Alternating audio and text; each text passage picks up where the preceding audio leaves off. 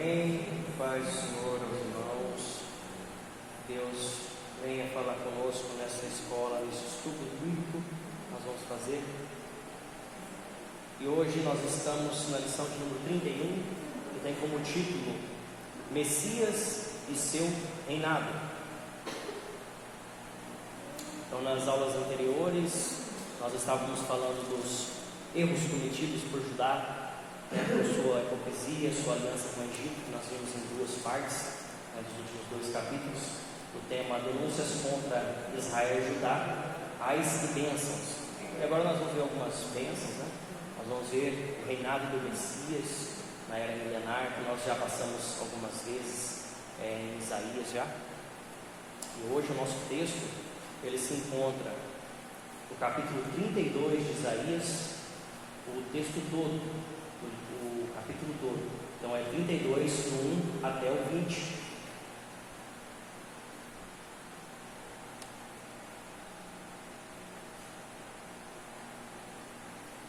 Amém?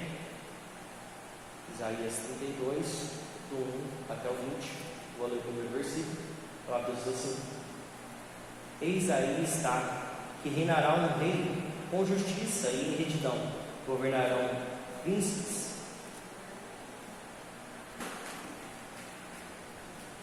Amém. Então aqui nós já vimos, a respeito do tempo que Jesus vai reinar, como será, os versículos 1 até o 4, nós temos esse primeiro tópico aqui, do 1 até o 8, é uma descrição do rei e dos governos ideais, que se concretizarão plenamente apenas quando o Messias voltar para estabelecer o seu governo justo na terra. Então, versículo 1 até o 4, ele fala assim: reinará um rei com justiça e retidão, governarão príncipes. Cada um servirá de esconderijo contra o vento e de refúgio contra a tempestade, de torrentes de águas em lugares secos e de sombra em grande rocha em terra sedenta. O que se espera de um líder sobre um determinado lugar, Sobre um país, sobre uma igreja, sobre uma cidade, sobre o seu trabalho? O que você espera de um líder? Você espera que ele te proteja, Você espera que ele te guie, que ele te dê as ordens corretas, que ele tenha uma boa administração do ambiente que você mora, um cuidado sobre a infraestrutura do local. Você espera de um líder que ele governe de forma que tudo vá bem, que ele seja um refúgio seu, para você não ter que se preocupar com as coisas que não cabem a você, Você se preocupa com a vida sua, com a sua tarefa, e não com o governo, com essa administração, com o que está sendo feito, com o valor das contribuições, essas coisas. É isso que se espera de um líder, essa segurança. Mas hoje em dia nós não vemos, em governo nenhum, esse tipo de atitude, esse tipo de segurança, porque sempre tem alguma coisa que é o fator humano, que traz aquela podridão por meio da liderança. E o governo de Cristo é um governo de justiça, é um governo que não haverá mais esses problemas na terra, Os olhos dos que veem não se ofuscarão, e os ouvidos do que ouvem estarão atentos. O coração dos temerários saberá compreender, e a língua dos gados falará pronta e distintamente. Aqui nós não temos mais o problema que nós temos na humanidade de hoje, aquele que a pessoa que não ouvia, agora ele passa a ouvir, A pessoa que os olhos estavam encobertos, agora ele passa a ver. Por quê? Porque não tem mais aquela máscara, Aquilo que tampa a clareza das coisas que o governo faz, Os corações do temerário saberá compreender. Temerários porque, principalmente naquela época, o governo ele oprimia muito a população, a parte mais pobre, A língua dos gados falará pronta e distintamente. Esse gaguejar não precisa ser literalmente isso, mas a respeito da pessoa temer ao falar diretamente com a liderança. 5 em diante. Quer falar alguma coisa?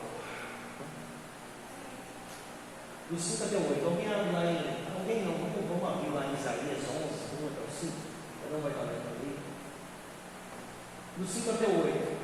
Aqui ele dá um exemplo, de como o governo hoje procede, Ao louco nunca mais se chamará nobre, e ao fraudulento jamais se dirá que é magnânimo. Porque o louco, ele fala loucamente, o seu coração obra o que é iníquo, para usar de impiedade, para proferir mentiras contra o Senhor, para deixar faminto na ânsia da sua fome, e fazer o sedento venha a ter falta de bebida. Então aqui ele já fala que, às vezes, a liderança, nosso governo nosso, ele é como um louco, ele é como uma pessoa que é mentiroso, é louco, é depravado, mas as pessoas estão lá idolatrando ele, né? Chama o louco de nobre, né? Engano, acha que aquela pessoa é a melhor pessoa do mundo para estar lá na frente do governo, do país, da cidade que seja, né? Mas não, ele é um louco, e eles chamam de nobre, eles chamam ele de fraudulento, de magnânimo, né? Uma pessoa excelente, uma pessoa altíssima, magnânimo. Mas o cara é fraudulento, né? É tudo enganação sobre a vida das pessoas, da massa, né? O louco, ele fala loucamente, e o coração obra o que é iníquo, para usar de impiedade, para proferir mentiras contra o Senhor. Então, são pessoas que estão lá blasfemando o nome de Deus, estão indo contra os princípios que Deus estabelece para a liderança na Bíblia, né? Que Deus também dá, a forma que o líder tem que proceder em qualquer área da nossa vida, né? Como patrão, como chefe, como governante, toda a Bíblia fala de tudo isso, né? E tudo que ele faz na vida dele é contra Deus. E ainda ele deixa faminto o que tem fome e sedento o que tem sede. Ou seja, nem as necessidades básicas da sociedade essa pessoa não atende. Ele parece que atende, mas se você vai a fundo ver na realidade do que está acontecendo, você vê que está tudo um descaso, né? Que a sociedade passa um perrengue, por quê? Porque eles pegam aquele dinheiro que era para investir e investem neles mesmos e não no próprio país, né? Isso é um exemplo. Então, não haverá mais essa enganação que há hoje no mundo. Governos que se dizem benevolentes e que na verdade são mentirosos e corruptos, extorquindo o povo, não atendendo nem as necessidades básicas. Agora, o reinado de Cristo, ele se mostra totalmente oposto disso, né? Está lá em Isaías 11, 1 até o 5. Pode começar. Quem ficou por último? Pode começar. Porque brotará o rebento do tronco de Jessé, das suas raízes, o renovo, fortificará. E poderá sobre ele o Espírito do Senhor, o Espírito de sabedoria e de inteligência, o Espírito de conselho e de fortaleza, o Espírito de conhecimento e de temor do Senhor.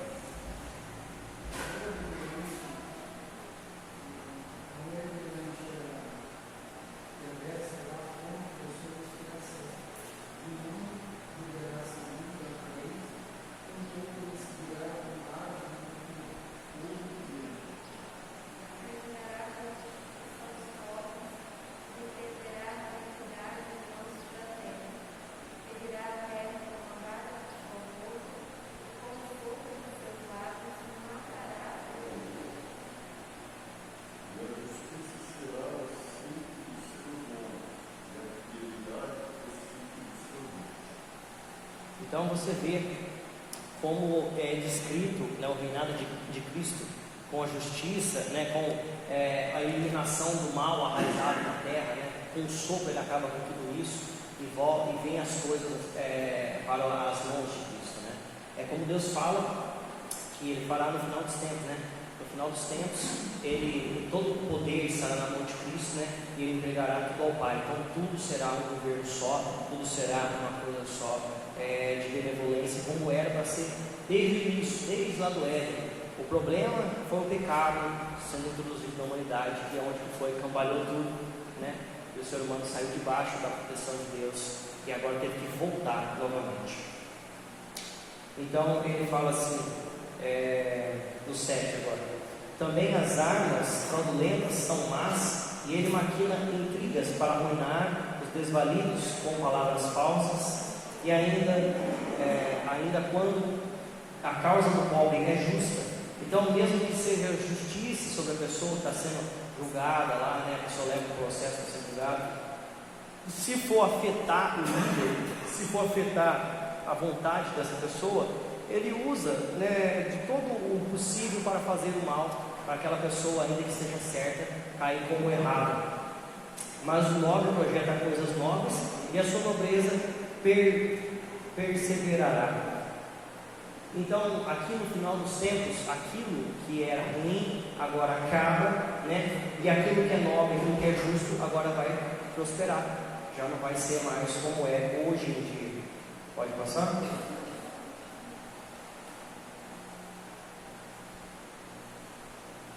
Tinha um antes? Não, pode passar. Tá, tem um texto aí também para nós abrirmos. Isaías 3, do 16 até o 26. Vou abrir lá também. Versículo 9 e 10, ele fala: Levantai-vos, mulheres que viveis despreocupadamente, e ouvi a minha voz, vós, filhos que estáis confiantes, inclinai os ouvidos às minhas palavras, porque daqui 1 ano e dias vireis a temer, ó mulheres que estáis confiantes, porque a vindima se acabará e não haverá colheita.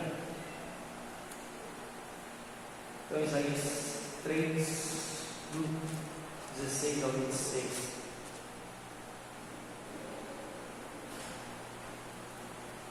Quem ficou por último? Diz ainda mais: ó Senhor, porquanto as filhas de Sião exultará, e andará ainda de pescoço erguido, tem olhos imprudentes, quando ainda como vão dançando os cavaleiros com os seus pés.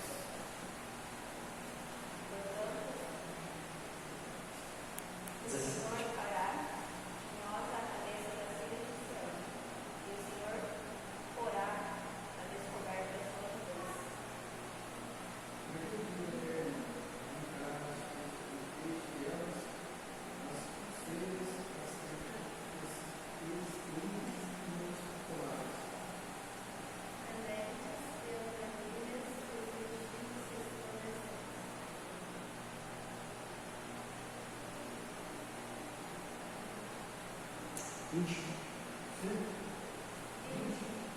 Isaías 3, 20.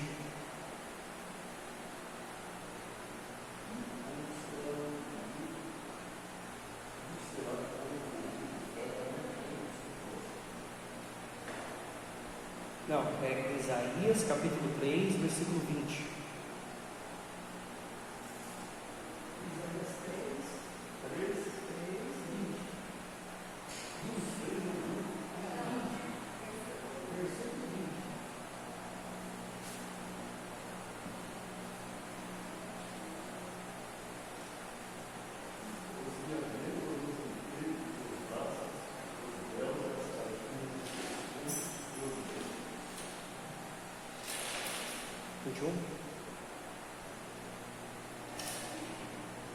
Os anéis e as joias pendentes do nariz, Os vestidos de festa e os mantos e as coisas e os anéis.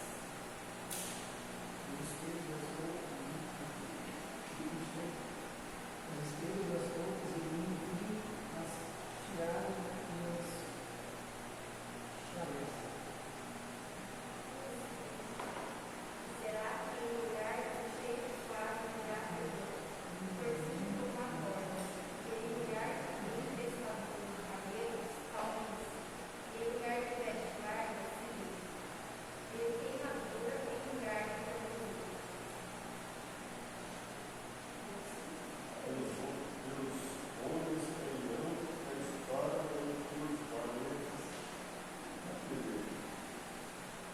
e as suas cordas gemerão, e carpirão, e eles se assentarão no chão descarvado. Olha só que coisa.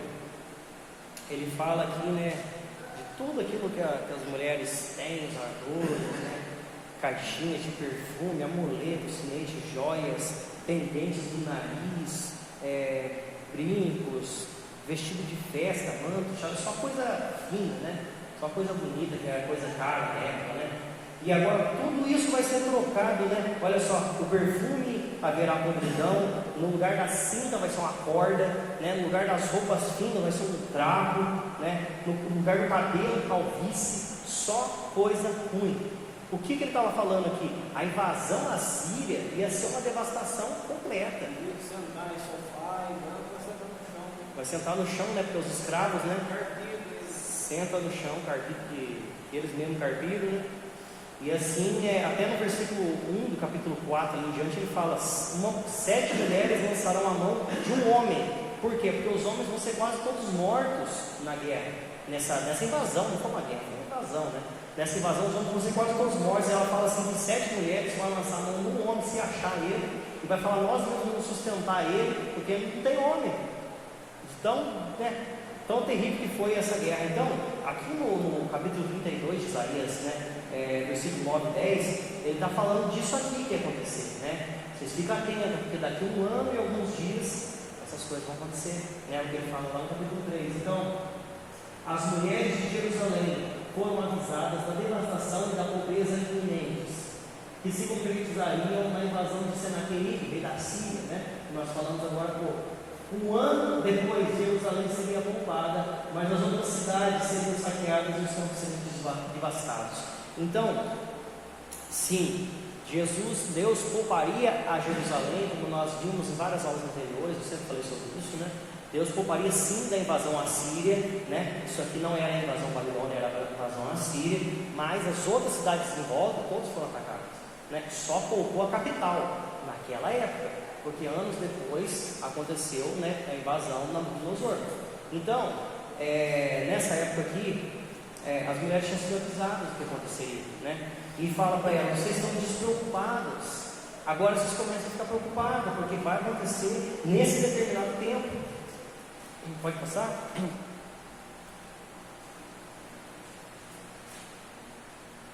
11.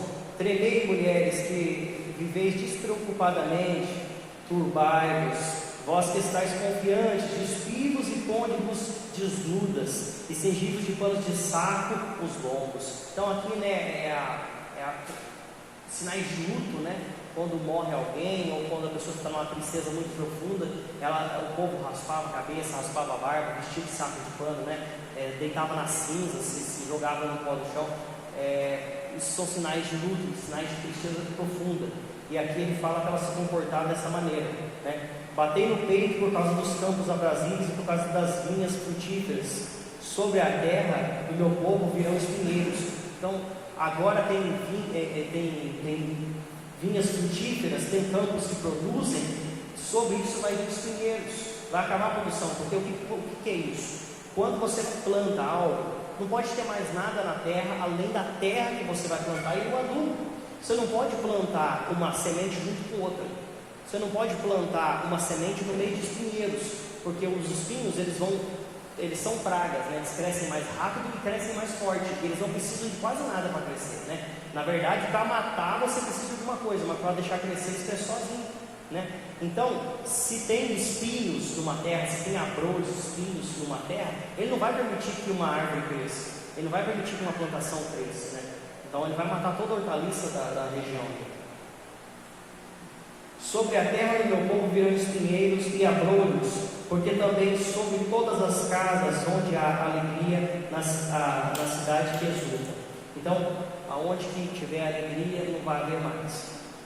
O palácio será abandonado, a cidade populosa ficará deserta, Ofel e a torre da guarda servirão de cavernas para sempre. Folga para os jumentos selvagens, pasto para os rebanhos. Isso aqui é uma cidade que foi abandonada, né? A natureza vem e toma conta da vegetação, os animais invadem as casas, né, os palácios, que era habitado por gente, agora só tem feras do campo e vegetação que cobriu. Então, até agora, nem imaginava que passaria a seguir, mas a invasão seria terrível. E vemos nestes versículos de descrição de tristeza que sentiriam na devastação. Então,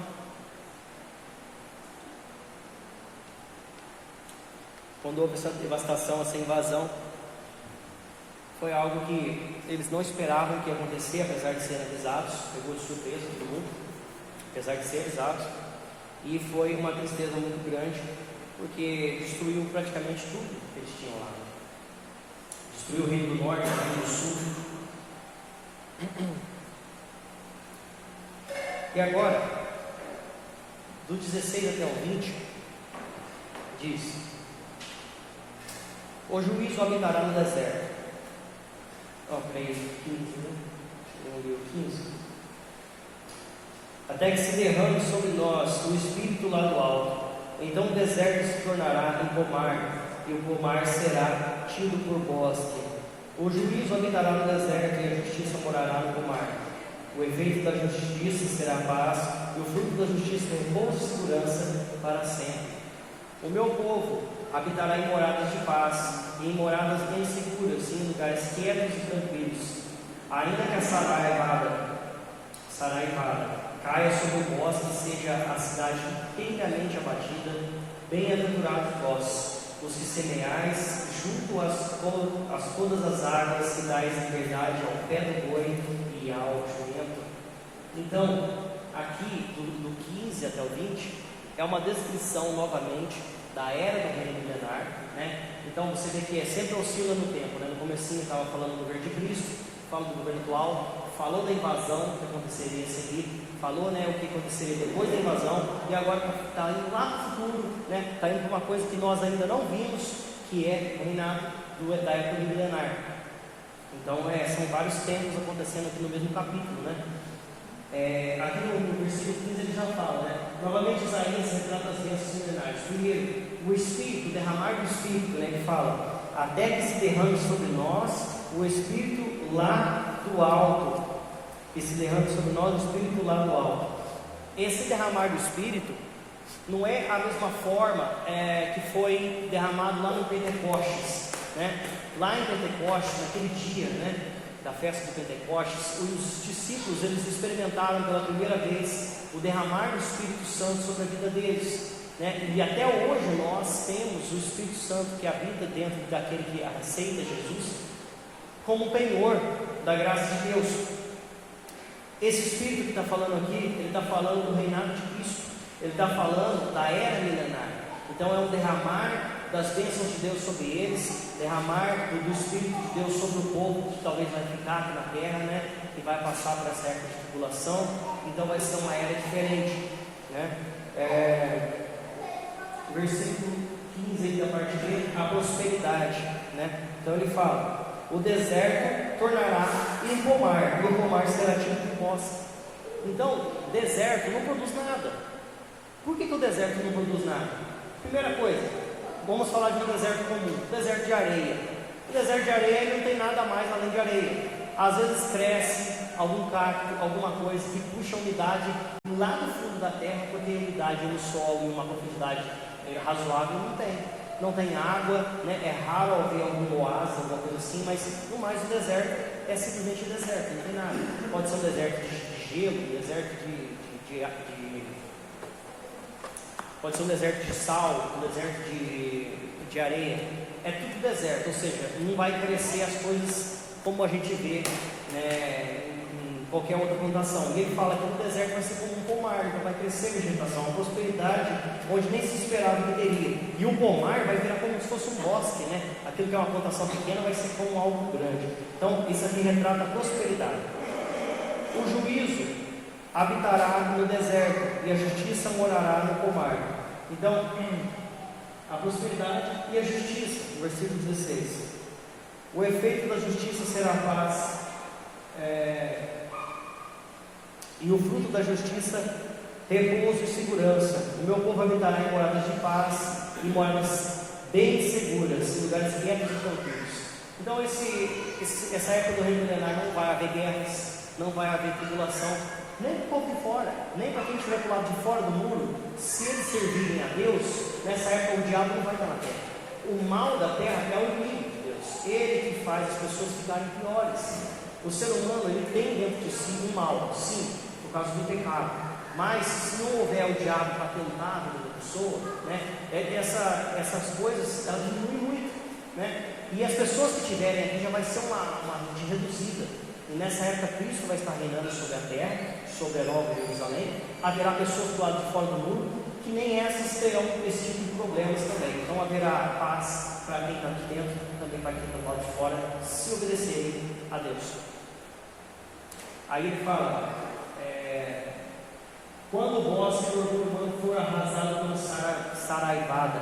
Então o versículo 19 fala, ainda que a saraivada caia sobre o bosque e a cidade inteiramente abatida, mesmo assim, né?